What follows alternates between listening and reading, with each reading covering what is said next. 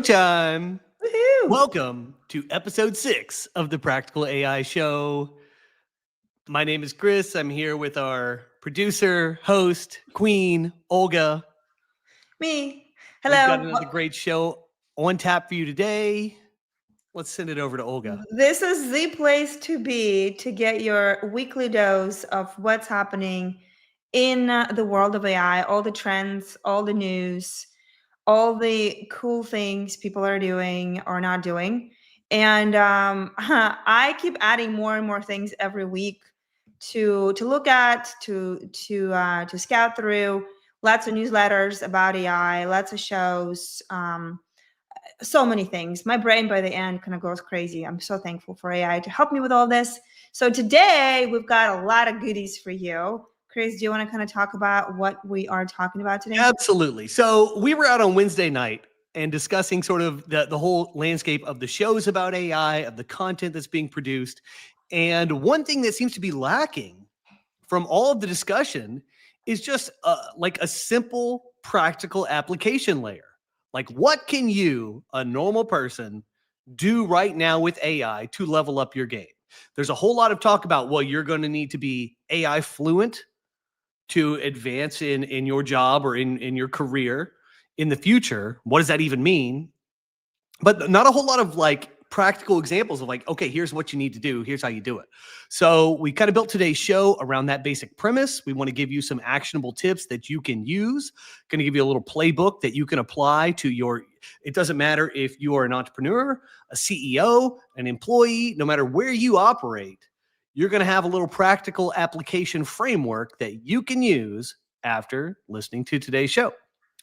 Yep. And the biggest, like the secret to using AI and like being amazing with it is actually use AI every day. That's a big secret out there. That's how you're gonna learn the most. That's how you're gonna get the most. But we're gonna dive deep into that. We're gonna start with Darmesh. Love Darmesh. He has an awesome newsletter that he writes himself. He's a big, he jokes that he works during the day with AI. He plays in the evening as his second job with AI, and his hobby is all about AI. So he is all in on AI, and so sounds like he needs to touch grass. he's one of the things from his newsletter this week was kind of his what's his practical framework for AI engagement. And to me, this kind of came in handy. I was working with a friend earlier this week, and she would, obviously, I talk about AI to pretty much anybody who would listen. And she was telling me that she just came back from a real estate conference that she was at. And of course, there was a track about AI, and she's looking to learn more about AI for marketing for realtors. And I started talking about our show, and she goes, you know what? I'm just overwhelmed. I don't know where to start. And that question stayed with me the whole week, right? Like, where do you start when you first get into it? Because as Darmesh talks about, AI is growing exponential, but the way we learn about AI is not going the way AI is growing. And so we got to start closing those gaps on like, how do we learn about this? So I really like his practical framework for engagement. So he talks about using AI daily to develop intuitive fluency, run quarterly AI reviews focused on business challenges. If you have a business or something at work, I highly recommend that. And then test tools with specific problems in mind, not just abstract curiosity. And that's actually been true for me. I've solved a bunch of our problems in the business. And even with the show, I've created at least 3 bots now. Hi from the Baltic Sea. 3 bots for this show alone that help me with the same questions I have to ask about every single newsletter I'm reading or whatever. And so for me, I'm seeing where can I use it, not just abstractly like thinking about it. I'm actually like, what problems can I solve? So Darmesh, and I noticed the keyword there, test tools with specific problems in mind. Yeah. AI is like a laser gun. You got to point it in a specific direction and shoot to hit your target. It's not some generalized thing. So Darmesh reframes AI FOMO as a solvable strategy issue and encourages business builders to avoid paralysis or hype chasing, which is huge, by adopting a cadence of purposeful experimentation. So I feel like I'm in the lab and I'm experimenting and I'm asking questions and I'm figuring this out. So I'm curious if you've got, how are you playing? Drop in the chat. It would be very interesting to hear that. But what do you think about this? So kind of, what are your thoughts about this on this framework? Because I like how simple real it is. examples, and I know that you have deployed a couple of things in your recruiting business that your team uses and applies. So if you could explain one or two of those, I think that'd be really helpful. Well, first tool is we interview a ton of people every day, and we record those conversations. And we have a business model, an AI that's obviously confidential. And what we do is after every interview, instead of taking notes, we analyze the transcript of the interview. The bot that we built, we have questions already preset that we ask the candidate, and then we upload the transcript, and then the AI does the question and answers in the way that so fast, so accurately, the grammar, the whole thing, it looks polished.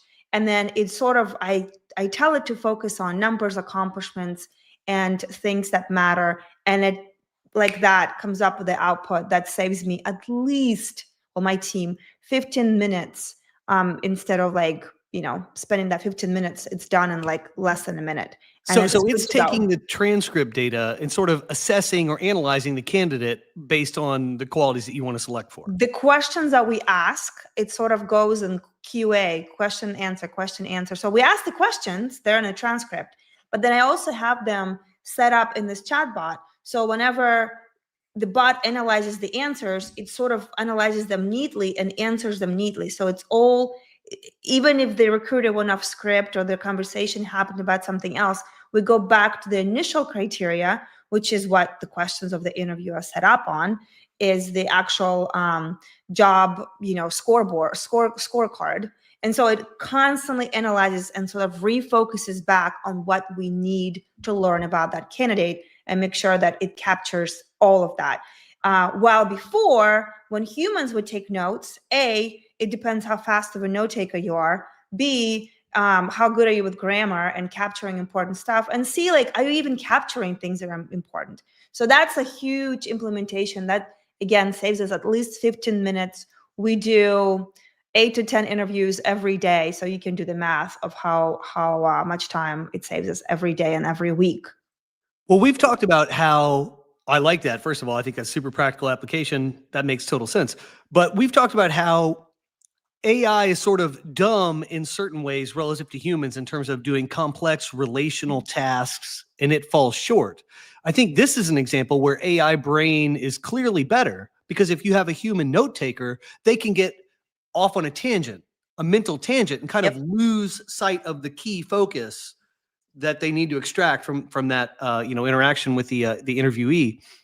Whereas the AI is constant, it just, it can't do anything but refocus on this if that's how it's trained. So that seems to be a big advantage on something like that, where a human couldn't even probably do that as well. Right. And I could go on and on and on about the practical, examples. Like the bot I created for practical AI is I made a bot where I said, this is our target audience. So it's a web developers, web development agencies, AI creators and builders. So analyze this newsletter, kind of summarize it for me and what will be relevant to them. So every single thing I put in there, it analyzes and then it spits out in the format that I kind of, give it. There's no way I can do this all in my head. I think my head will explode. No question.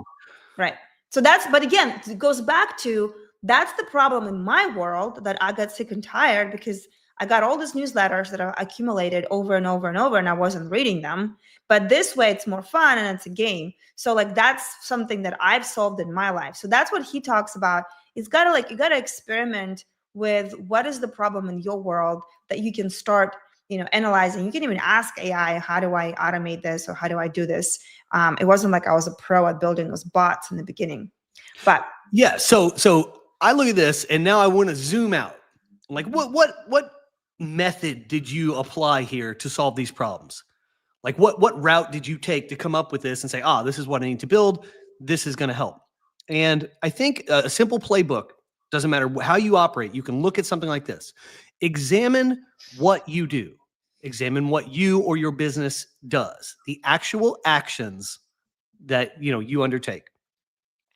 And you've got to separate yourself from the emotion of the action, because a lot of times people who have a certain job and have to perform certain functions, they feel a little bit haughty about like, oh, I do this. I'm important because I do this. And instead of that, you have to analyze and say, well, what am I doing? Am I doing stuff that's repetitive? Am I doing stuff that really doesn't require like the spark of human ingenuity? Is this really a high level task? Or is this something that is just sort of a pattern that I just employ and this is my job? So the framework is to examine all the things that you do, examine all the actions, identify anything that's lower level, repetitive, procedural, requires specific focus. That's another one, like anything that requires a very specific focus, like just this task. That's nothing to like brag about as a human. It's not like an amazing action to be undertaking. Like you want to deploy AIs in these areas. That's where these solutions are going to really benefit anybody. I mean, if you're a CEO, you don't want to be doing menial stuff. You don't want to be doing procedural stuff. You don't want to be doing paperwork type stuff. These are the candidates for AI replacement. These are the processes that are the candidates. And I think, it doesn't matter where you are. You can look at things in that way and start identifying, and the fallout of that is maybe you identify things you didn't even understand about what you do. You might say, oh, well, this is the higher level task that I engage in. How can I do more of these and offload or even improve the accuracy of some of these other tasks that are not as important and not as high level? Right, exactly. So I got a comment here. Who is ADV for? That's Casey. Casey. Hi, Casey. So so we do sales interviews, and we have considered doing video interviews, which will be fantastic. The only thing about sales is you have to feel the interaction as a recruiter, and you have to feel how are they selling themselves to you. It's very hard for a salesperson to sell to AI because there's like if you're doing just the video interview, there's no feedback, so you don't know how they build rapport. There's a lot of technicalities. Because yes, we have considered that. But so I think for sales, especially for the sales that we recruit for, more kind of high level, we've got to feel the person. How is their EQ? And that's one thing I don't know if AI is going to figure out. Maybe eventually, I don't know. But it's coming up later in the show. Emotional intelligence is something that we still have to you on the video, if I just record myself, I'm not really recording the exchange between two humans. So that's kind of huge for sales that is still kind of happening. But what is interesting to me is that when we are conducting those interviews for the clients, no one wants to listen to the whole transcript of the interview, right? So that's why AI has been helping us so tremendously in kind of summing up what is happening in that interview so that the client can just scan through and figure it out instead of listening to the whole thing. So kind of wrapping up the segment, right? So kind of where are the problems? Like, what are you actually doing that's repetitive? What do you feel like you could leverage out to AI? And then start asking AI literally, how would you solve this problem? And it will start helping you. It's kind of like help it help you. And then from there, you start, like my first bot took me forever to build. Yesterday, I built a bot for a funding part of the show. It took me literally 2 minutes. So it's kind of like, I was like, oh my God, look at me. I was very proud of myself. Nice. And another thing is to focus on a specific problem. Try to solve very specific problems. Don't try to patch together a whole workflow. Try to patch together a specific segment of the workflow. How can I analyze a transcript? Oh God, yes. Would be an example of this. The smaller, the better. All right, moving on. It's the second segment about Darmesh. Darmesh is the star of the show today. But he literally, I think he had a keynote yesterday or the day before at Inbound 2025. He's a CTO at HubSpot. And that keynote impressed me in several ways. He is trying to make AI more, what's the word? Not affordable. What's the word when you're trying to make it accessible? Accessible. He is literally trying to translate AI in a way that most people can understand. So he made it he explained what LLMs are. He explained what tokens are. It was very interesting. So for those of you who are watching this and want to understand where do you start, that session is a huge, amazing explanation for beginners, just to kind of get into it. So some of the things he talked about is, a lot of things, but context, he called it queen. We use the king. It doesn't matter. It's really important. So context is important. Do you want to talk about why it's important? Absolutely. So this has been a theme of the show the last few weeks, but context is everything when we're talking about AI. AI can give you some answer. It can even give you some like files to run. It can give you some solution.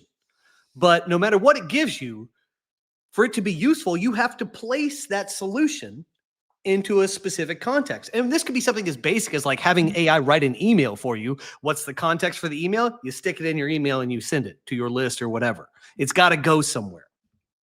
So without context, AI has no meaning. It's a playground. And so in order to use it, you gotta know what context you're fitting it into and whether or not you can fit the AI output into that context. Darmesh is saying like he wants to shift people's focus or encourage them to shift their focus away from just dealing with prompts and instead focus on how can I use this? What do I need to do to use this for real in the context that matters to me?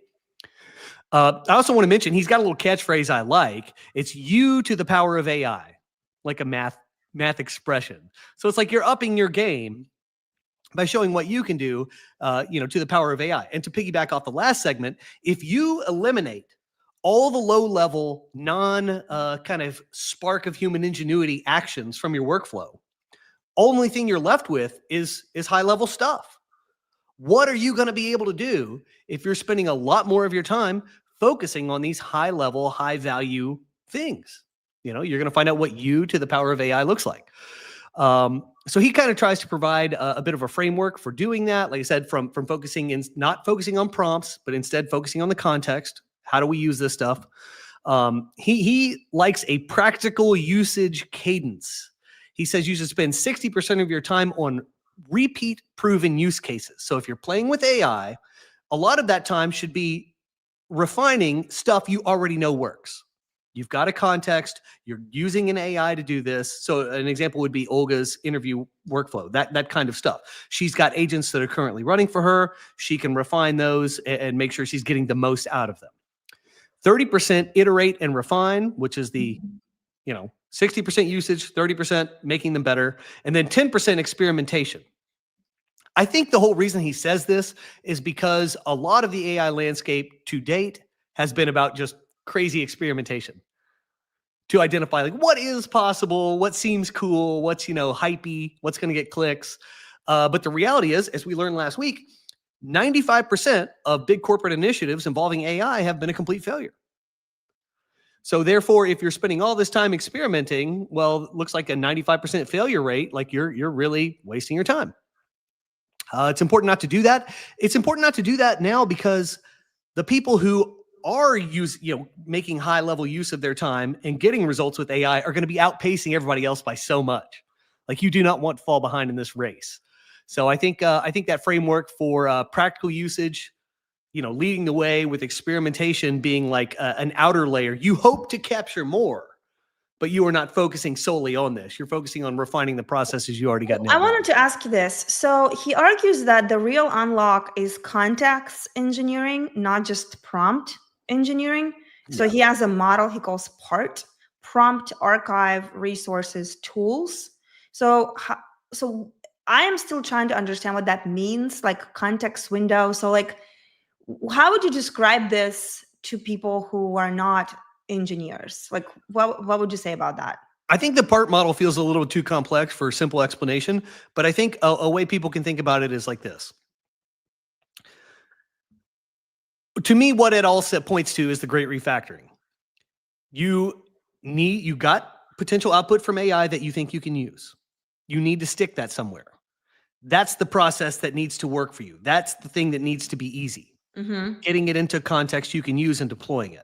That's sort of everything. If you have a business, that's the system you need to be developing and spending your time on. You need to figure out a way to deliver this. It's like the old school way, like deliverables. Focus on deliverables. This is the deliverable aspect of AI. You must have a context into which this thing can be fed to be useful. So, okay, so basically and then he talks about how last year he called the year of agents, but then he said, I correct myself, it's the decade of agents. So I think last year at his keynote, I'm guessing, he just kind of started talking about it, but now he understands that this is a decade play. It's not, it's something that just happens. It's now, I think you and I talk about like it potentially could replace plugins and other things or apps, and there's like we're just kind of touching on what it could do. So do you have any thoughts on that? I just love that he recalibrated that, because I think it's true. We are entering the decade of agents. As we go through the rest of the show today, there's gonna be an emergent theme here that is sort of the thing that we're going to be focusing on more and more, is how to deploy AIs, LLMs in specific contexts. So how can we use this for exactly what we want to do?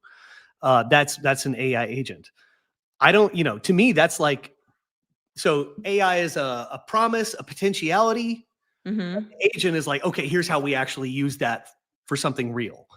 To me, it's the application layer of AI, and it's really everything. If you want results, this is where you're going to be dealing.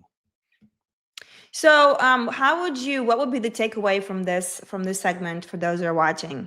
Besides checking it out for yourself and listening, it's a very quick 30-minute video that I highly recommend watching. But what else? Like, what are your takeaways? I think two things. We haven't mentioned the second one, but I'm going to mention it here. But the first thing is to really focus on the context over the prompts, not just playing around, seeing what's cute and what you can do. Use that little playbook of figuring out like what's the low level stuff that we do that's repeatable. Let's put that into AI. Let's focus on making that as good as we can. And then what context can I provide to get more out of AI? It's like this two-part process to help you leverage that stuff. The second thing, though, that came out of this that we haven't mentioned yet is, and we've mentioned it in a previous show, it's called MCP, the Model Context Protocol. This, Darmesh calls this the USB-C port of AI. What it really is it's an API that's designed for communicating with an LLM. So what that is, and for a developer, it's a way to have code interface with an AI and get some information back. You can ask it a question, you can get some information back. I see now, I didn't quite understand this before. This is the key to having AI embedded in something like PageMotor. If you want to log into your admin and have an AI agent right there, it's going to need to be using the MCP to communicate back and forth and to do stuff. But there's an extra layer here that is pretty fascinating and should be of interest to the audience. That is, you can provide something called an MCP server. And indeed, I will have to do this if I want this agent in PageMotor. But this MCP server is a little collection of prompts that are specific to your contexts. Okay. So for me, it'd be like, for PageMotor at least, it'd be like, okay, here's a prompt to add content to the website. Here's a prompt to modify the design. Here's a prompt to, change some settings, whatever. A collection of prompts in there. Here's a prompt to create a series of pages about a particular topic and tie them all together with the SEO. Something like this, right? So I would set all that up. I'd train these little prompts and have them all set up on my MCP server.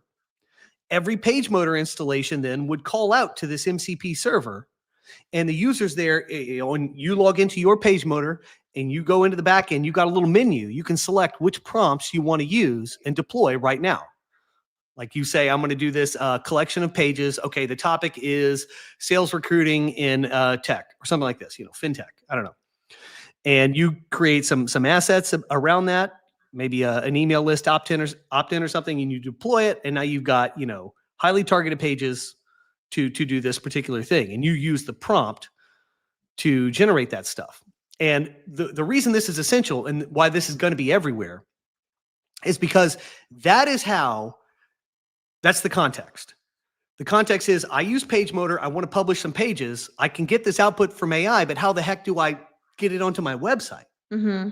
You need this MCP connection with these prompts that are specifically engineered to deliver stuff in this environment. Gotcha. Everyone's going to need this. This is how you actually use AI in endpoint software.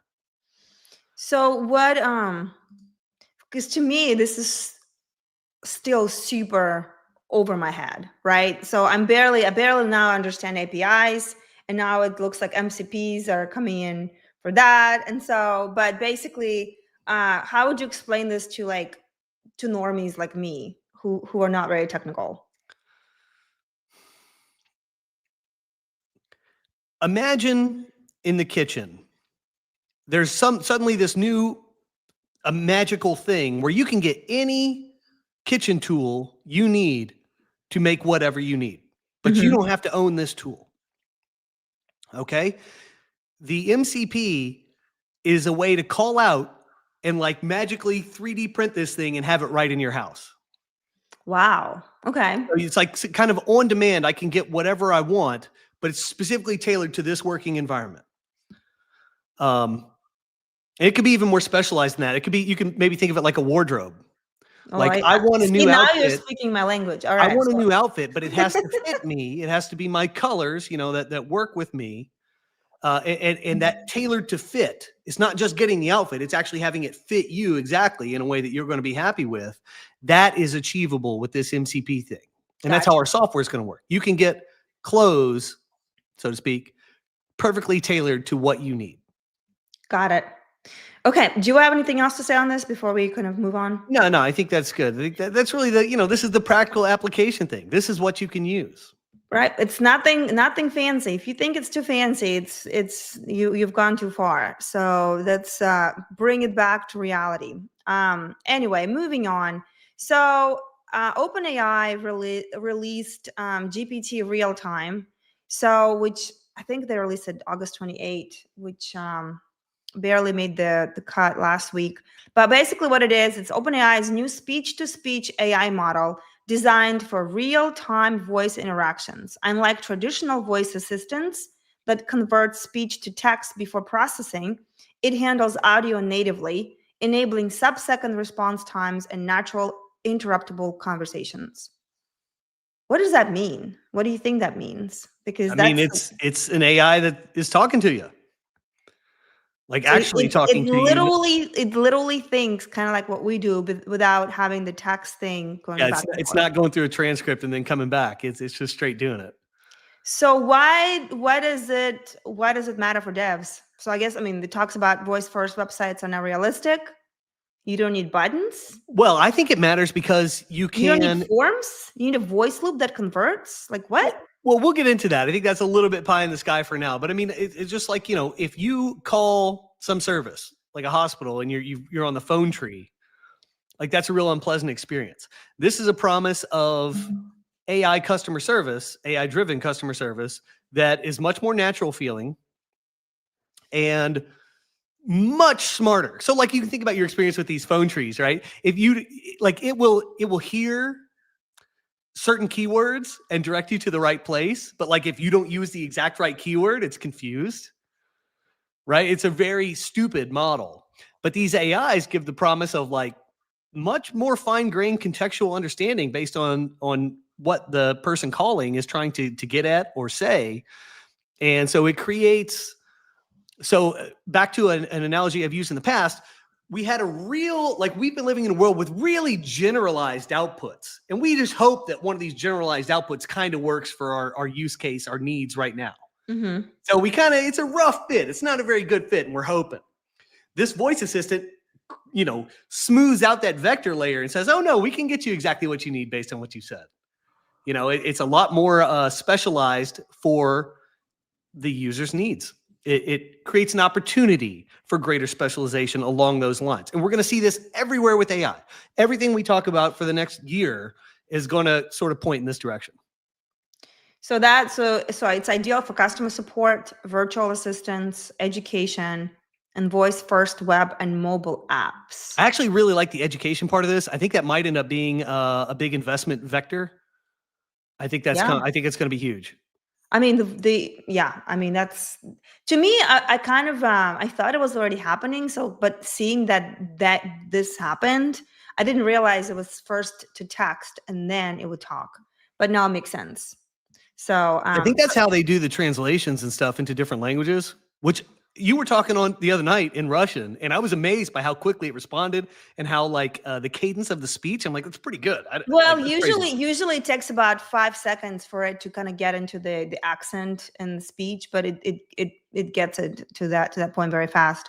So here's the question: if users could talk to your site instead of clicking, what would they say? Like what does it mean? There's not like it doesn't have to be buttons. Like what? Like what is This that? is one of the best questions of the show. This is amazing. Great. So a big thing on the web has been that like if I sell a product and I've got pages, sales pages about the product, like the copywriter's goal is to answer specific questions and get rid of your objections. You do that by addressing the specific things you think are going to come up. So it doesn't matter how good a copywriter you are, you've only got so many words on that page. You're not going to hit them all. You're not. Customers are going to have idiosyncratic questions. They're going to have questions that are misguided because they don't understand. It's really hard to like write an answer to a question that is ill-formed, but still legitimate to the person asking it, right? This is impossible to achieve with basic copywriting.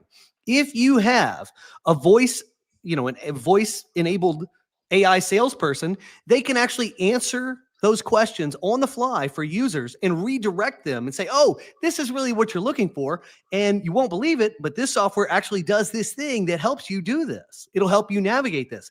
It is a way to have immediate response copywriting based on any query the user could have. It's incredible sales potential there. Like, well, I mean, that's like my mind is like exploding right now. It's like they call it a category shift, and I'm like, interesting. So basically, they're saying, what if this becomes voice first? What if voice first becomes the new mobile first? And I'm like, I just think if you have, like I said, you have a sales page written by a copywriter, it can only address so many things. The AI can literally address everything and provide that critical step of redirecting malformed queries into things that are sales pitches. Like, that's incredible. There's no way that won't capture more sales unless people are just so turned off by the AI that they're unwilling to listen. But I don't think that's going to be wow. And I guess we're going to get into the second segment in a second about this. But do you have anything else to say on that? Because that's really cool. No, but like this is happening. This is happening. This is going to be the voice that converts, which is very fascinating and interesting. So moving on, the GPT-5's Werewolf sweep. Ever heard of that? I didn't even know about the Werewolf. I guess it's some kind of tournament or something. I think it's a test, like a tournament slash testing thing. So you've heard of like the Turing test for computer intelligence, and computers can't pass the Turing test. That's how you separate them from humans. This is a test for social and emotional intelligence and reasoning of these LLMs. So apparently there's a multi-agent werewolf tournament where they test social reasoning, deception, and collaboration, and GPT-5 achieved 96.7 win rate. Forget IQ, this is emotional manipulation at superhuman level. So this is great. This is what we need. I'm scared of this, but it's also kind of exciting at the same time. So this unlocks agents that adapt, persuade, and close. They aren't just chatbots, they're full stack negotiators. If you're building for lead gen, sales, or onboarding, the era of closer bot is here. I am very skeptical, but what do you think about that? I want this to be my sales page. I want that closer bot on there. I'm not going to have a bunch of website copy anymore. Forget it. Even better if the agent can run like a demo inside it. Like, are you kidding? This just beats everything. So what does that mean? So like you train an agent to handle objections. Well, so hopefully the agent already has that stuff in there. I just train it on my software environment. Here's some questions people ask. Here's some stuff you can do with it. Here's all this. Here's all the documentation. Your job is to persuade people to use this based on their queries. So literally one of our guys you could technically build this agent that does that, like, and just basically set up persona tuned agents. So like tell them this is my personas, whatever, 1, 2, 3, and then based on the questions you identify the persona, and then it just has a conversation with them based on that. Yeah. Wow. I don't know. This is very scary. I mean, you've talked about this before. Great salespeople kind of follow a script. You add Yes. the human layer of like charisma and being able to talk around things and kind of like feel out what the other party's saying. But a lot of that stuff is pretty procedural, at least to a point. Well, for smaller, like I can see this for like transactional deal size or like for things that are not, huge investments. Like it could Yeah, be, yeah, like yeah, a yeah. car or, I don't even know if the car is a good example, but I can definitely see I think a car is a good example. I think a sales car is a really good environment. example. Yeah, sales environments where that can happen. So are lead forms dead when AI can qualify, nurture, and convert in one conversation? Like, will this even have lead generation Well, think about it. Think about forms? it. If I could somehow talk to everybody who wants to buy my software or who is interested in it, I'd feel really good about my conversion rates. I'd feel really good about it. But I don't want to spend all day on the phone. I sell products that are not that expensive. It like wouldn't be worth my time to sit there and try to handle all that stuff. But if I could train one of these agents and it has all the knowledge about all the things it needs to know and can sort of be a stand-in for me, or at least even a half measure, that would still beat the heck out of my sales pages, which cannot possibly capture all the potential objections, all the potential questions, all the misunderstandings. This is the most key thing. People have misunderstandings about things. They don't fully get it. They need redirection. They need nudges. This is the only way you can do that in real time. This is really bad news for transactional salespeople. Yeah. Oh, yeah. Oh, my God. How can I you know. justify it? I mean, if I can train AI how to catch signs that not very good salespeople, like, okay, for bad salespeople, this is bad news. Yeah. This is what I'm going to say. Well, this goes back to what we said earlier. If you're identifying processes that are mostly transactional, very procedural, not super high level stuff, candidates for AI replacement right there. It doesn't matter where it is. There's nothing special about anything, sales, this, that, developers, nothing is special, nothing is sacred. If it's a process that fits that basic description, it's a candidate for Well, AI you can already replacement. do this right now, technically, right? For if you're running some kind of e-commerce or something, like technically you could already employ something like this. Like, what would that look like? I don't know how deployable some of these things that have been Well, described this is here are, GPT. but This is GPT-5, so like, I mean, yeah, but I don't know if I could like embed that and train it on my own little local environment and then Gotcha. have it on the sales page. But that's Interesting. what I want. That could be a nice little test. Junior sales reps versus GPT-5. Who's going to perform better? That'd be some nice content. I know. Anyway, then the next question is: should CMSs come with closer agents out of the box? So, I mean, I have to kind of speak personally here, but I'm looking at the page motor landscape of the future, thinking like, wow, if I could provide this AI thing, that'd be a nice upsell. If I could provide something for the front end that you can have your closer bots, that's a nice upsell. I mean, those are really nice. Those are valuable things.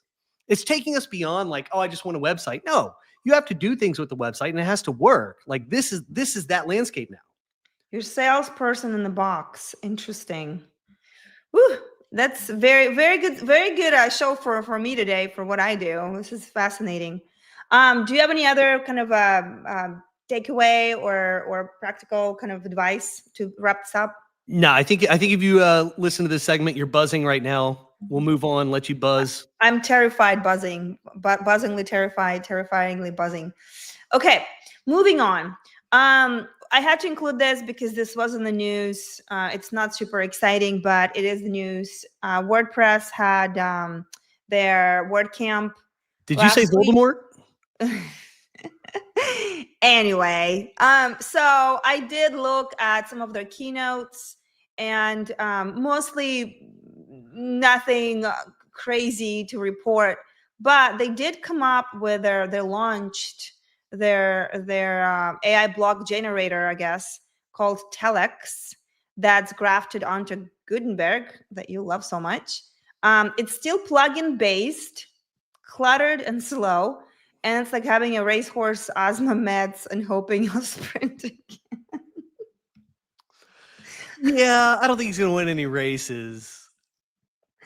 Oh, I mean, again, I'm trying not to laugh too hard, but after like what we see and what we talk about, I was like, this cannot be real. This cannot be real. Well, it is real. So, so it proves that you can't bolt AI onto a bloated system. I thought it was interesting that it's still a plugin based. Like, how many plugins are you gonna have? Like, I mean, I just don't get it. Dozens. Well, they have thousands apparently. And now you're relying on a whole lot of people for your ecosystem's health, which Well, I don't love it. I don't love it.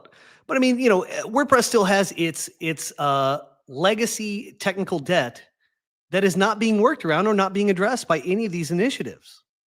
There's technical debt out the wazoo on that platform, and bolting anything on top, doesn't matter how fancy it sounds or how promising it might seem or sound, those basic problems are not being escaped. And Darmesh mentioned this in his earlier thing. He's like, you need to build the new contexts to capture the gains from AI. You have to build the new context. If you're trying to shoehorn the new context into the old, like, what are you doing? What are you doing? You want to keep dragging on this technical debt, but hopefully go into this new landscape? Like, if we're going to go to Mars, are we going to drag Earth to Mars? It just doesn't make any sense. What's your prediction on Telex? Oh, it's it's no one knows about it. It flops to nothing. You're still going to have a cohort of the true believers of WordPress who use this stuff and act like it's the future. But sooner or later, everybody's going to be looking around saying, we put out all this content, we do all this stuff, and nobody cares. There's no enthusiasm. Nobody's talking about it. It's just the same few people in an echo chamber trying to kick this thing down the road a little bit farther. The horse is on asthma meds. It's now collapsed, and they're just pushing it along the racetrack, trying to get it over the finish line. It's just not going to happen. So eventually they will fatigue of this. But what's really going to cause it is when they start seeing other horses going really fast around that track, they're just going to be like, I guess I got to, throw in the towel and start using this new stuff. Well, there you go.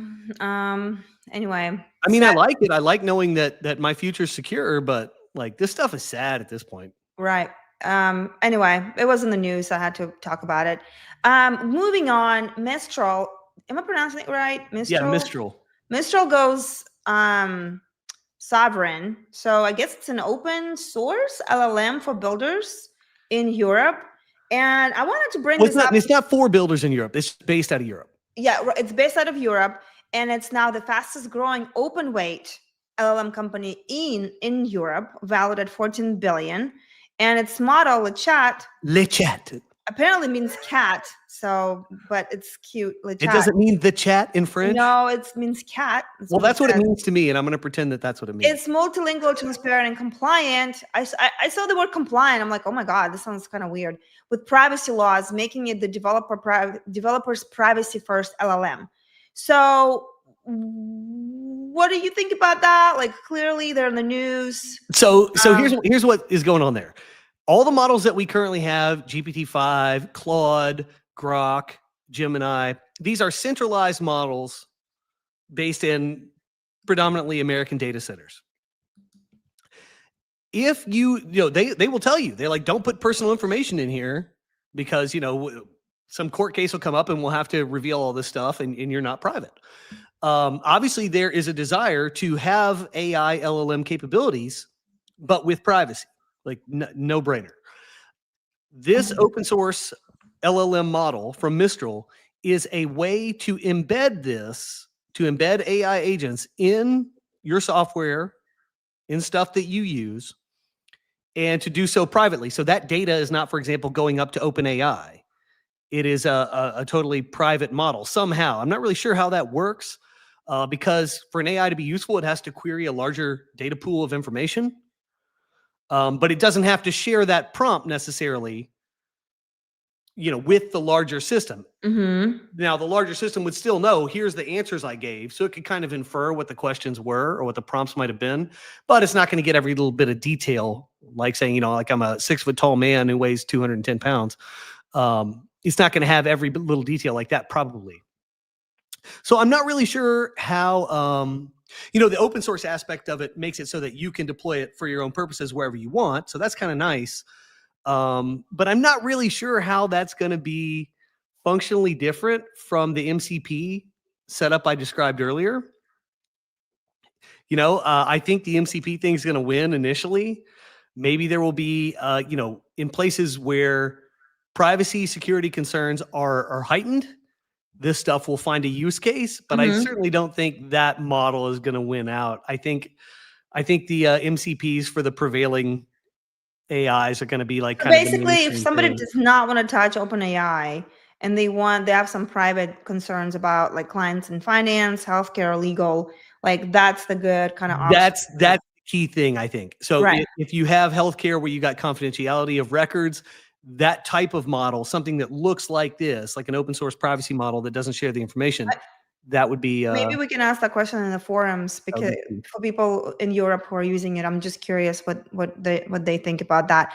Again, it's how would you kind of sum this up? Like any kind of key takeaway from here? Well, the pattern I've noticed is that a lot of these things that we have talked about are really initiatives for enterprise. They're big B2B initiatives. So they've identified some huge need among multi-million-dollar companies, and they're hoping to get like 20 customers paying them a ton of money a year. Yeah. And you build a big business based off that. So I'm kind of looking at this stuff, as it comes up now, like, oh, is this really the B2B enterprise play, or is this something more for like the everyday person? I'm kind of becoming less interested in the big B2B enterprise stuff, because that's sort of, it is interesting. That sort of dictates how the landscape's going to unfold and play out. But at the same time, like, is that stuff going to be useful to the audience? Yeah. Probably less so. I don't know. Especially for the builders in Europe. I was just curious if the privacy is a bigger issue there when they're building things. I don't know. But there's a lot of compliance stuff that they need to do. So Ken, I don't know if he's on here. He's familiar with that stuff. He has to do a lot of that. So that's just an option out there, which is very interesting. Moving on. So this was literally in the news yesterday, and I had to include that. I worked it in today. And yesterday, our First Lady had open a roundtable discussion around AI. And then later that evening, our president had dinner with a bunch of, technology leaders about AI. So there was a dinner about all of that. Bill Gates, Zuckerberg, others were there. Yep. Elon Musk was absent, and he confirmed he was invited. He couldn't make it, he said. And he sent his representative. But it was interesting when I was asking ChatGPT about why, why Elon wasn't there, and it said he wasn't invited. And then Grok showed me proof that he was invited, but he didn't come. And I was like, oh, ChatGPT is creating some drama that Elon wasn't invited. Well, I saw online that he was playing Diablo 4. Oh, well, there you go. Anyway, he wasn't there. But so what I wanted to talk about is kind of the key takeaways from that segment. It is kind of interesting to see how it's been in the spotlight right now.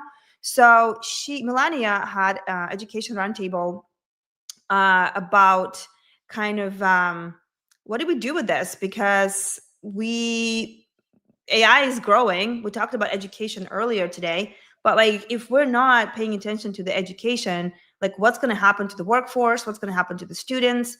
And so she, I guess, has a AI task force where they're building talent pipeline from K-12 to workforce training. And so every department from education to labor to agriculture is now involved in AI curriculum development and skills training.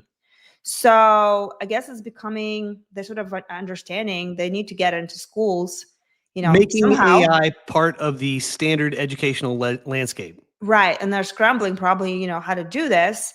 So the question is, should AI literacy become a high school graduation requirement in the US? And what skills are truly essential in AI-dominated workforce? And that's probably going to matter depending on what space you're in. But I thought that was interesting that they are already sort of considering that, because right now in education, it's crickets. Well, so this was kind of true for me over my career, and obviously I predate the AI stuff, but I noticed, in my 20s and early 30s, that what was important was to know what questions to ask to be able to solve problems. It was not necessarily important to have like, oh, I remember all this the equations from physics class, and I remember all this stuff from engineering. But if I know what to ask, I can go back and revisit those things and then employ them for use to solve whatever problem I want to solve right now. So it was about knowing what to ask. This is an evolution of that, And it's about knowing how to coerce the information you need from the AIs. But then the key thing that the education is hopefully going to capture is taking that information and moving it to a contextual layer that matters. Like Well, those are the skill sets of the future. You need to know what to prompt, what to ask, and how to fit that into a working environment. right, because that Darmesh's prediction that U to the power of AI is happening faster than we think. And then Trump had dinner with Apple, Google, Meta, Microsoft, and they pledged over $1 trillion investments across AI infrastructure, talent development, and tools. So what do you think about that? So I think the real deal behind that is, and I think the purpose of this meeting was to get America's big tech companies to commit to investment here for development of these AI initiatives. Because the previous rounds of development for hardware, even for software, for a lot of the things that we have relied upon that have defined the last 15 to 20 years took place overseas. And I think this is a way to say, hey, we want you to build here. We want you to commit here. We want you to put these investment dollars here into the American economy. Well, it's not just the economy. It's about the workers too. I mean, they talked about commitment that they have to do to actually retraining the workforce. So all those companies, they talked about how much are they allocating, what courses, and what are they doing to develop things to help actual people to thrive in this This hits new everything. economy. This is the security of the American worker. I think this is a focus on that. It says we want the investment dollars spent here. We want to develop the human capital here. We want you guys to commit to doing that. Right. Exactly. So that I thought that was interesting that it's happening. It's there. And now what is it going to look like? How is it going to be executed? I don't know. Yeah, we'll see if that happens. But that's at least that was in the news, and we had to talk Sam about Altman was there as well. He was. I know. He wasn't. The spotlight wasn't that much on him, which was interesting. Spotlight was on Zuck and Bill Gates. And Bill Gates talked about, anyway, we're not going to go on the details on all of that. But moving on, there was a segment. Was it Greg? Yeah, it was Greg's. Yeah. This is a good segment. Greg's show. And basically what Greg Eisenberg. He had Cursor's VP show how real production workflows are now handled by autonomous agents. So what they did is they had 20 AI agents fixing bugs, pushing PRs, reviewing code, and updating docs. And it's all triggered from Slack. They call it 10 developers in your pocket. But is this a legitimate shift in software engineering or just DevOps theater dressed up as AI? So what are your thoughts on all this? All right. So first of all, I put a link to this video in the description. It says like demo link or something like this. Definitely, if you are in development, if you have built anything with PageMotor, if you build websites, if you push any code, you need to go watch this video. The key takeaways from this, at least for me, were the way the guy who's demonstrating it, he's using Cursor. Cursor is an AI-enabled IDE. So like IDE is wherever you code. So Coda is a popular piece of software. I use an old one called TextMate. Cursor is an AI-enabled IDE where you would write your code and manage your code base. Okay, so what he does is he's building his little piece of software using hyper-specific prompts.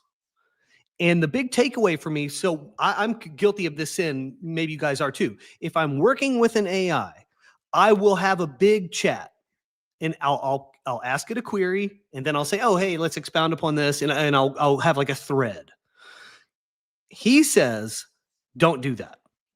He says, get it to the point where you can have a simple prompt and get a response that's pretty close. And when you want to ask it something else, even if it's just a little bit different, open a new chat. But what Cursor does is it logs all of those chats into an environment. So it's got all that contextual data. It's not like you need one big thread to have the context. But this hyper-specific approach was able to keep it on task and prevent it from spitting out a bunch of code that maybe doesn't all make sense.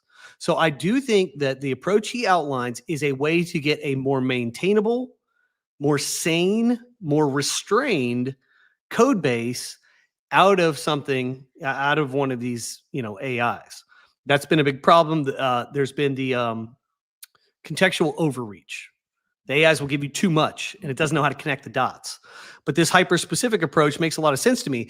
And another key thing is he's like, vibe coding is not really a thing with this. He's like, you still need to know what you're looking at. You don't have to be an expert, but you need to be able to look at it and say, oh, I see why this code makes sense. There needs to be a sanity check.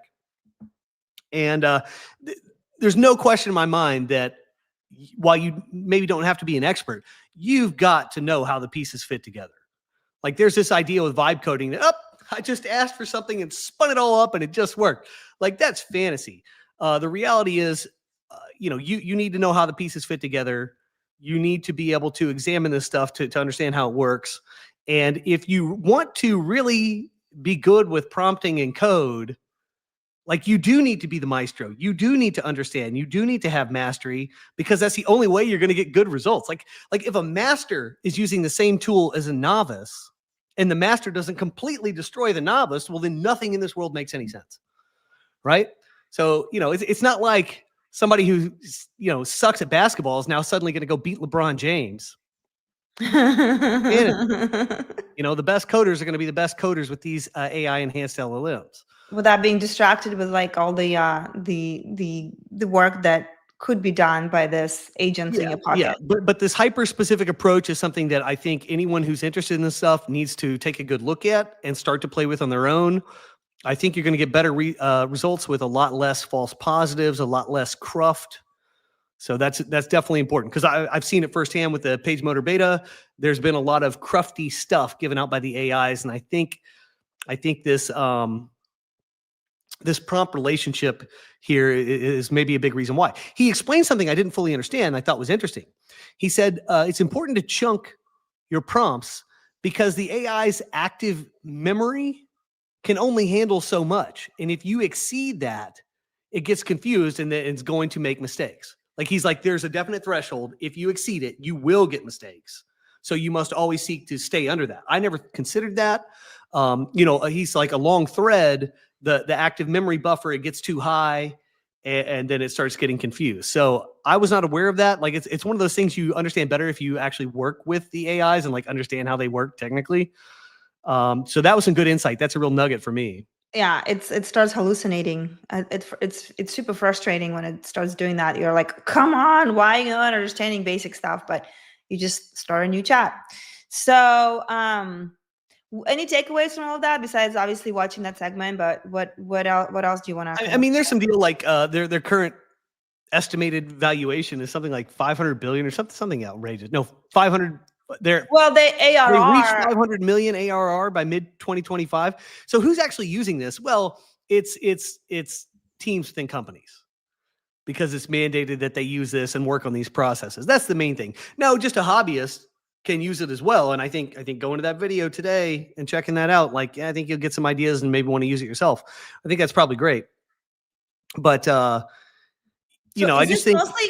Do you think it's mostly for the teams, or do you think it's sort of more for could solo developers use that too? Oh yeah. I think it's probably a good idea for solo developers to use something like this, because I think there's a chance, and I would love for somebody to test this. I think like if you're using Claude or something like this, if you used Cursor instead in the manner this guy describes, I think you'll get tighter results. I think there's a very good chance you're going to get tighter results and have a lot less bumping into the limits problem, dealing with stuff that's not supposed to be their problems, like that kind of thing. I think it looks promising.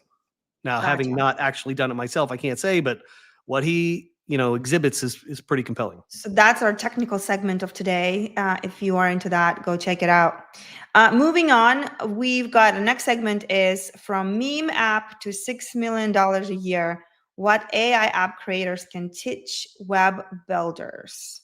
Which is actually one of the reasons I love our show, is we're combining both together, because if you're building, you also got to remember like how to, like, you're the creator, like creators and builders now kind of like coming together even more because of like how AI is erasing a lot of borders.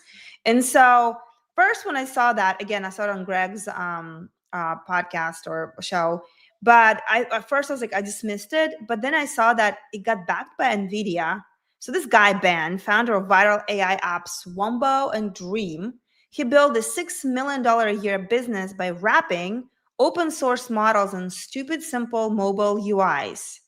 He went from 0 to 250 million installs, got backed by NVIDIA, and now he's launching WAI, Decentralized Inference Network, turning idle devices into GPU servers. And I was like, I have to unpack this with Chris. This is way over my head. So what does this all mean? This piggybacks on last week's theme of Edge AI. W.AI is a way to capture idle computing power and put it to use for AI computation. That is Edge.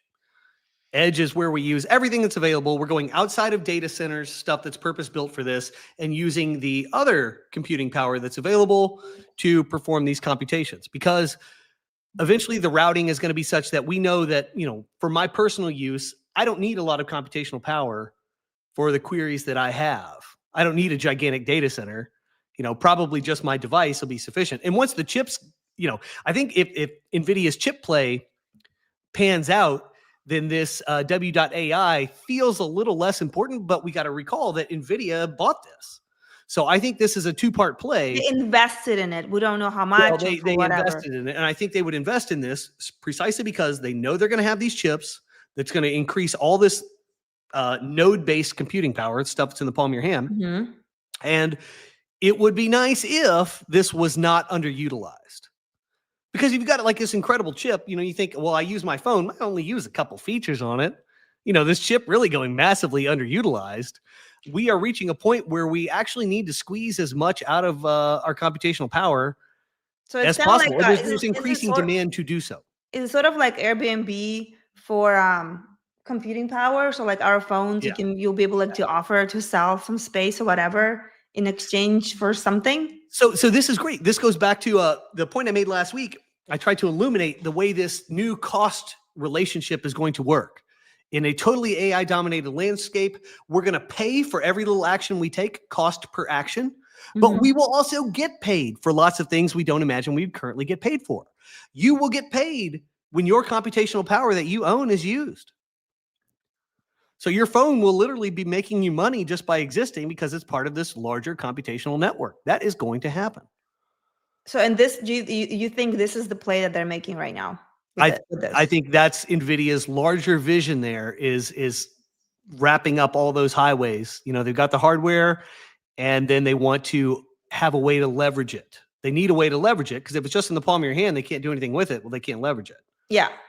So, do you want to talk about what he did? Kind of how he got all this attention, or shall we skip that? Because I don't know. I don't love it. It's like face swaps, motion animation, dream art. This is stuff that appeals to TikTokers. Yeah, it's not real deep. Right, but that's what for me. Like the bigger play was like why is NVIDIA paying attention to that? So I was like, we gotta at least check it out. It's to maximize the use of the power they're about to unleash in the world. And you can also see people are making stupid, crazy money doing some really silly things. Basically, the play there was he copied proven viral concepts, layered on AI, like face swaps, motion animation, dream art. Then he focused on simple UX, 3-4 screens max to make complex AI outputs accessible, hosted interference on AWS, paid $3,000 a day to optimize until cost became unsustainable. Maybe that's where I got hooked into like, how do we fix that? And then he monetized via ads and subscriptions and pivoted to building WAI, where now users rent out idle device power. So anyway, this is how to make crazy money right now if you are into that. Yeah, I mean, I've been doing this stuff for 20 years. And one theme that has been absolutely ironclad is that new stuff emerges, new trends emerge. And if you can hop on those quickly, that is where the easiest, freest money can be made. The problem with that is it's not always sustainable, usually very unsustainable and very volatile. So, I mean, that's the risk you're taking. But this is perfect for younger people. If you just want to rip stuff off, gain experience, and make money in the process, jumping on these trends and serving these like, TikTok fads is an amazing way to do that. And you can make tons of money. You can make life-changing money in a short amount of time chasing those things. That's kind of Levels.io is sort of on that plane, playing to those things that are hot right now and then rolling them out immediately. Right. There's something to that. There's a place for everything. I prefer like building large sustainable foundations that are really, really deep. I mean, listen, look what it led him. It led him to WAI. I mean, that's you guys would be taking me out to dinner and not vice versa. So who's right here? I don't know. There you go. Moving on. Next one, we are going to talk about StatSig. Is that how you pronounce it? StatSig is how I read it. StatSig. I love that I never heard of it, and it's a zillion-dollar play. So hot off the press, September 2nd, OpenAI announced $1.1 billion all-stock acquisition of StatSig, a fast-growing product experimentation startup. The move marks a turning point from AI labs obsessing over benchmarks to AI companies optimizing live in the wild. This isn't just a feature grab, it's about accelerating OpenAI's productization strategy across ChatGPT, Codex, and future agents. So what problem does StatSig solve? So you launched a new AI feature. How do you know it's helping users? So most teams, they ship and hope. StatSig gives them the ability to run A/B tests on features, UI, and behaviors, use feature flags to roll out changes gradually, monitor real-time metrics on user impact, and make data-backed decisions fast. So why would OpenAI do this? Well, here's the deal. We're going to be using these tools in the future. OpenAI sees itself as like a foundational piece of this. That's great. When you're doing anything, whether it's pre-AI era or now, the basic idea is that you put something out there, you see if it works, you figure out what needs to be changed. Like it's working this well, but if we change these things, it could work a little better. So you roll out these changes, you test them, you see if there was an increase or a decrease, and then you keep iterating that process until you've captured as much as you can capture. AI gives us a chance. So that's been a real cumbersome process. It's tough to identify, what's working and what's not. It's tough to roll out new features in a way that is exactly addressing the problem. I mean, there's a whole lot of little nuances to each step of the process that can kind of derail it or just make it less efficient. The promise of AI is that we can iterate through this stuff and really identify exactly what works through this little continuous feedback loop, where, to go back to your interview segment earlier, these AIs are focused on very specific problems. They're not getting derailed by other information. They're staying focused on the goal. And so the StatSig is a way to A/B test, to iterate, to retest, and to make active decisions. Okay, this was working, it's not working anymore, we have to pivot. It's a way to make real-time decisions, almost like a real-time stock trading, how that was transformative for investing. It's sort of like that, but for sales pages, for any kind of customer-facing thing, ads. I mean, you name it, pretty much anything is going to qualify for this type of thing. Now, that all makes sense to me. But I can't help but look at this and feel like this dystopian twinge of like, ugh. And here's why. When everything is tested like this and refined, you're going to end up with a very constrained set of outcomes. There's going to be a whole lot of things across industries that start looking real similar. It's almost like a robotic form is going to emerge from all these things. You're going to start seeing the same thing everywhere, kind of. And if there's anything I know about humanity, and especially young people, is that they are incredibly good at pivoting away from that stuff really quickly to differentiate themselves as cool or to be unique, right? Like that's the way trends and stuff change. Fashion trends change. All this stuff changes. This new, this new manner of speaking, new words come up, and the young people use them, and that's how one way they differentiate. They do it through dress, through all these means. And so I can imagine a landscape where everything is using these optimization tools, but you've got this huge backlash among humanity, almost like spotting an image that's generated by AI right now, and like we over-optimize to the point that it doesn't work at all. So I wonder about that. I just wonder about the end game of that, because humanity and human nature is so fickle. If everybody knows they're getting gamed and optimized by AI, are we just going to accept that and like commerce is going to be cleaner, or is there going to be some sort of big reaction? I kind of feel like there's going to be a reaction. I don't think young people are going to do this. Well, I guess we'll see. I mean, you are 100%. I mean, they're trying to optimize everything, right? And so they're talking about the StatSig turns user behavior into product momentum. That's the new moat. But here's the thing about the new moat. It's going to be somebody who'll be like, I don't like this. I'm going to go frontier to somewhere else and try this out. And then what happens? So very interesting. Pretty big acquisition, for them. And then StatSig grew from 1 million to 40 million ARR in like a couple of years. Yeah, it was quick. And there's going to be a period where capture like this is really going to benefit a lot of people. I don't want to gloss over that. I'm just looking at the larger end game. Like, where does this lead? So they're going to be testing. Do you think that OpenAI is going to be testing their products, or that OpenAI is going to be offering this as the actual product to test out the apps or whatever? Both. They will do both. So like the MCP embeds that I described earlier, those will be using this. They'll be able to offer that as an agentic sort of thing that, like, okay, here's the software for a law firm. Now deploy this thing to nail down all your stuff. You get these kinds of cases. Do it for, software. Okay. Add these to your pages with what people want to see. OpenAI was already their customer. So OpenAI was already using that. So I guess they liked it so much that they decided that we got to have it all to ourselves. Yeah. So the story is that some teams in OpenAI were using this so avidly. They were like, we love this. This makes sense as part of the larger process flow of what we do anyway.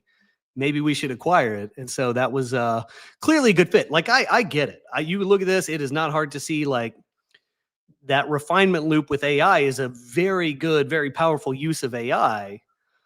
My concern is does it lead us all to the exact same place? If I understand correctly, A/B testing, it's still human testing, right? Like they're testing out how humans react to it. Yeah. Exactly. Interesting. Any last minute things on the segment before we move on? No, but I think so. The last part of their feedback loop was identifying information that requires a pivot. And I think, as we examine this, as this like sort of unfolds, that's going to be the really interesting part of this. So like, we know that, for example, if you've run ads and search engines for a long time, people get ad blind. When they see the same kinds of ads, they stop seeing that kind of ad. Because I've seen this before. I'm ad blind to this now. The pivot is what you do once somebody becomes ad blind to this thing. So there was a certain time scale, like, okay, you could run this for, 4 months and then people become ad blind to it. Like, what are these time scales going to look like in the future? Well, one of the things they said was that agents, they need supervision, right? I guess, I don't know. But StatSig Stack is how OpenAI plans to monitor and improve them on the fly.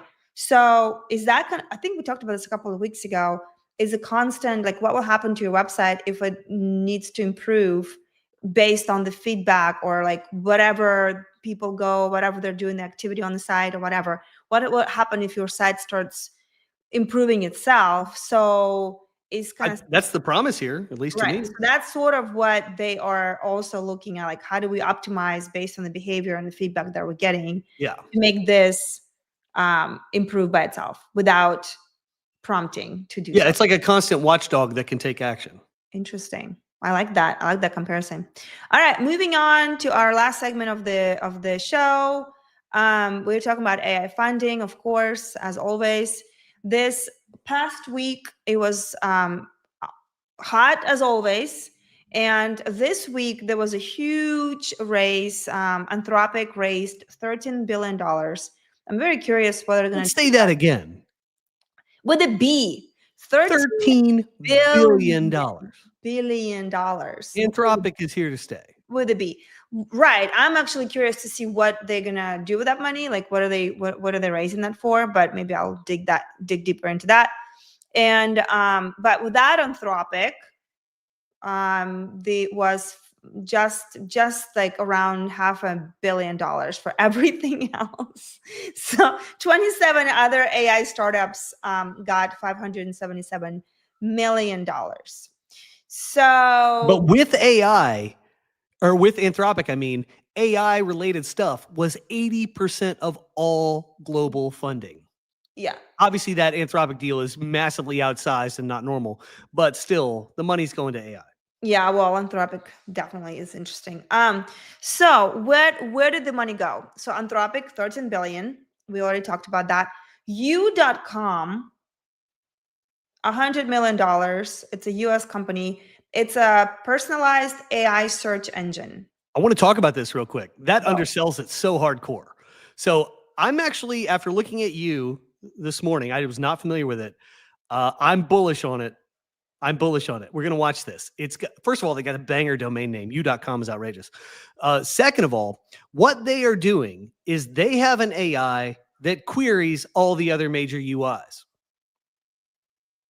So you ask it a question, it's asking Grok, it's asking ChatGPT, it's asking Gemini, it's asking all of them and synthesizing the results for you. Now, this is just a very generalized description, but I like that they are surveying the entire landscape and trying to provide information that's personalized to you. It looks like they have some MCP capabilities as well. I want to dig into that later today and kind of figure out more of the scope, but it is far more than a search engine. It is a whole series of tools, AI tools that you can employ in various contexts. And I think the promise is that you can use the entire AI landscape and not just a chosen LLM. Well, check it out. I know I will. Sounds great. Definitely on the map. Number 3 was Exa with $85 million, also in US. It's AI-powered search infrastructure for apps and automation. Then there is Charm Therapeutics in UK, $80 million, AI-driven cancer drug discovery. And then number 5 was Happy Robot, 44 million.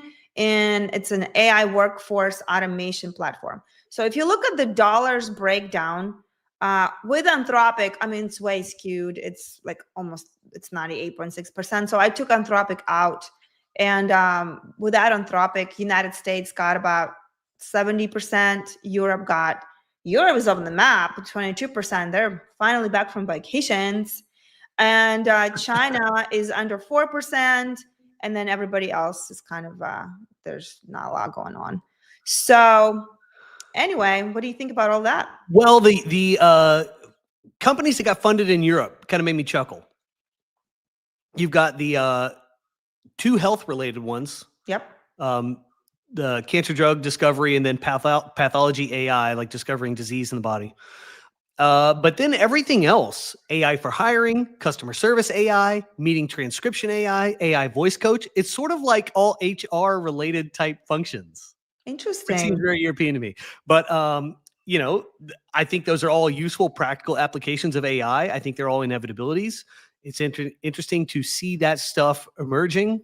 And I think it actually makes sense where it's emerging as well. Yep. No, that makes sense. Well, the trends are, so AI search and copilots are hot. Healthcare AI is clear magnet. Robotics plus AI, that keeps kind of being in there. And US dominates, of course, as always. And so investors are still chasing AI, obviously. Yeah. I mean, so what was it's the All In podcast? They were, they talk about is investor. Yeah, no, and they've got some really cool things. So, that's kind of what they talk about and it makes sense. But I also think this is the power. I want to bring this power to everybody. So it's not just about investments. Like, how do I actually go build something right now? The barrier for entry is so low these days that I want as many people as possible playing with this. So we went over earlier in the show. We talked about a simple playbook for how can you use AI on some of your processes right now. These companies that are getting funded, it's the people who have looked at larger processes within industries and said, okay, hey, we're gonna solve this suite of problems with AI. And if you do that in any industry, in pretty much any industry, no joke, there's a zillion verticals that you could choose from here. You've got a good chance of something hitting. So how would you sum up today's episode? So what would be, so for somebody who's watching this and they are an AI creator, builder, web developer, web development agency, anybody who's just curious, how do you actually build with this? what would be like a practical summary of today? I think it's just the simple thought of examining the actions you actually take, being dispassionate about it, saying, this is a low value thing. This is where I'm shining. This is a high value thing. I want to do this. How can I deploy AI on this other stuff so I can be the highest value version of myself as much as possible? To me, that's the, you ask yourself a question. This is the question you want to ask. How can I be me to the power of AI?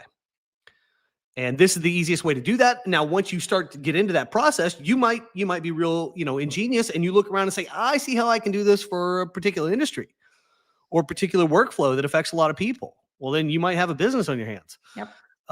But these things are right there for the people who are willing to kind of step back and examine the whole problem. And I hope that today got some kind of spark. Again, I am so enthused about this because all this news and all these acquisitions and all these companies that are raising money, they're all telling a story, right? And I'm glad you're here. I'm glad you're listening, paying attention, because now you can kind of connect the dots in your space that you're in. For those who don't know Page Motor, do you want to give a little what happened this week update? Thanks for watching. This is kind of for those who are kind of in the beta forum right now. I'm curious, do you want to give a little update? I do want to give a parting shot before we talk about Page Motor. That voice, the voice AI stuff where you've got like a sales agent and able to, it's transcending copywriting. This is so big. This is a really big takeaway from this week's show about where that landscape is heading. Like, we have the amount of energy that gets spent on trying to answer customer questions before they happen and to allay customer fears and to educate customers about new concepts that you bring to market. I mean, it's almost, I can't possibly capture it all just by speaking about it. The promise of these voice agents is that those problems, which seem unsolvable, are now suddenly very much within reach. That is crazy. You should be excited about that if you deal with that at all. If you sell, like, this is big. Okay, so like, eye on that ball for sure. Okay, now we'll move to Page Motor. What is Page Motor? Page Motor is basically a CMS platform, kind of like WordPress. It runs your website, but the idea behind it is not to be like some kind of blog engine or anything like that. It is to be an AI native platform that you can use to run your business initiatives online, to run your content initiatives, to run your sales, to indeed run your business. You can have your customers on there and do customer management, transactional management, all that stuff. Right now, Page Motor is in a closed beta, so you can't get it right now. But that beta is going to be opening again soon within the next 2 months, so you'll be able to get back in. But where we are right now is I'm about to drop version 0.3 beta. I'm going to do it next week. And what's going to happen after that is I'm going to be putting in this MCP model so that you can have some prompts right there to do things with your website with this voice-powered AI assistant. Like, that is the direction we're heading. I've got to add an e-commerce layer too. It'll be a plugin or something like that. But I got to start playing with the MCP stuff after reading about it for this episode and like kind of getting it now. I see how it's actually going to work. That's going to be huge. So if that's in there within the next like couple months, that the next round of the beta is going to be crazy valuable.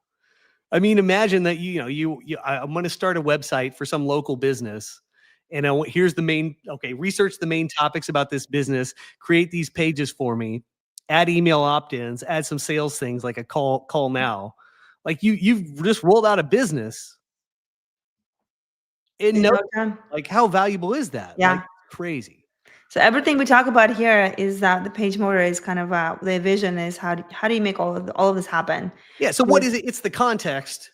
It's one context. There's many contexts where you can feed AI information, but it is one very powerful context that's very adjacent to business and business initiatives and communication, where you can feed AI data and actually do something with it, do something meaningful for you. So that's the promise of Page Motor. Stay tuned for all that stuff. Our show's powered by Page Motor, so we'll talk about it endlessly. But there it is. Thanks for being here. We hope to see you next week with more news and trends because they're never ending. Yep. Good to see you, gang. We'll have more for you next time. See you guys next time. Bye.